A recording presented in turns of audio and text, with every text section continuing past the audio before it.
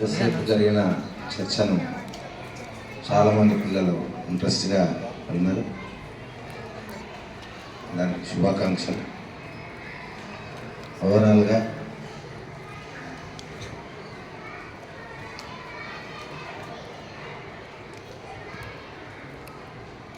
మీకు సక్సెస్ రావాలి అంటే ఫస్ట్ మీకు కావాల్సింది డిసిప్లిన్. ఎంతసేపు ఈరోజు చెప్పింది అదే, discipline first, next hard work ఉండాలి. పెద్దవాళ్ళు చెప్తే దాన్ని రిసీవ్ చేసుకునే ఓపిక ఉండాలి.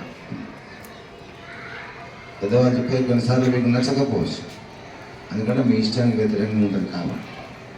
అయినా కానీ దాన్ని విని అర్థం చేసుకొని అది రైటా కాదా, ఎందుకంటే పెద్దవాళ్ళు చెప్పేది ఏదైనా అది మంచిగానే ఉంటుంది, మంచిగా చెప్తారు మీకు, ఎందుకంటే మీ మేలు కోరే వాళ్ళే కాబట్టి.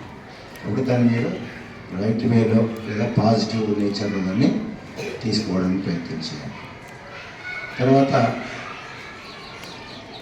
మీరు ఎంత టైంను మీరు చేసే పని మీద కేటాయిస్తారో అదే మీకు సక్సెస్ను తీసుకొస్తారు. కొంతమంది సాడ్ ఏంటి, సంతోషం ఏంటి, హ్యాపీ ఏంటి, దానికి కూడా మీకు క్లారిటీ వచ్చిందని అనుకుంటున్నా. అది ఒక మూమెంట్కి సంబంధించిన అంశం. కొన్నిసార్లు చిన్న చిన్న సంఘటనలు చాలా హ్యాపీ అనిపిస్తాయి. చిన్న 3 years బాబు ఒక చాక్లెటే చాలా పెద్ద సంతోషాన్ని ఇస్తాను కదా. అంతేంటి ఆ మూమెంట్ని బట్టి మన మనసుకు కలిగే ఒక సంఘటన.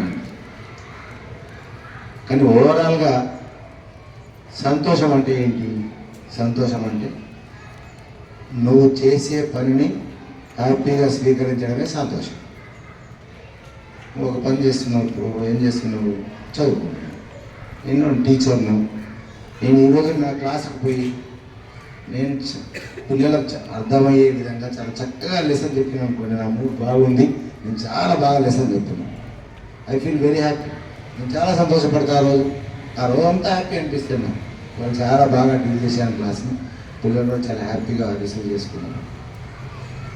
అంటే నేను చేసే పని మీద నేను పర్ఫెక్ట్గా చేయగలిగితే అది నాకు సంతోషాన్ని ఇస్తుంది. అలాగే మీరు చేసే పని ఏంటి? చదువుకోవాలి. మీరు ఎటువంటి డిస్ట్రాక్షన్స్ కాకుండా, ఎటువంటి సైడ్ ట్రాక్స్కి ఆలోచించకుండా, మీ వయసుకు మించిన ఆలోచనలు చేయాల్సిన అవసరం లేకుండా మీరు చేసే పని చదువుకోవాలి. అది చదువుకోవడానికి మీరు పర్ఫెక్ట్గా ఎంజాయ్ చేస్తారు. చదువుకోవడమే ఎంజాయ్. మీ పని ఏంటి? చదువుకోవడమే ఎంజాయ్. ఎంజాయ్ అంటే సపరేట్, అది బ్రహ్మ పదార్థం ఏం కాదు, అది సపరేట్ ఎక్కడో ఉండదు. మనం చేసే పనిని ఆనందించడమే ఎంజాయ్. మనం చేసే పనిని ఆనందించడమే ఎంజాయ్. ప్రధానంగా ఏదో సపరేట్ థింగ్ ఏం కాదు.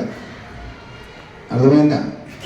కాబట్టి మీరు మీ చేయాల్సిన డ్యూటీ నుంచి పక్కకు జరగకుండా మీ డ్యూటీని సంపూర్ణంగా పర్ఫెక్ట్గా చేస్తే అది మీకు సంతోషాన్ని, గొప్ప లైఫ్ని ఇస్తుంది. దీన్ని అందరూ దృష్టిలో పెట్టుకోవాలి. ఈ కార్యక్రమానికి పిలిచిన వెంటనే వచ్చేసినటువంటి ధీరజ్కు, వాళ్ళ పేరెంట్స్కు ప్రత్యేక శుభాకాంక్షలు, ప్రతి విద్యాలయం తెలియజేస్తూ థ్యాంక్ యూ.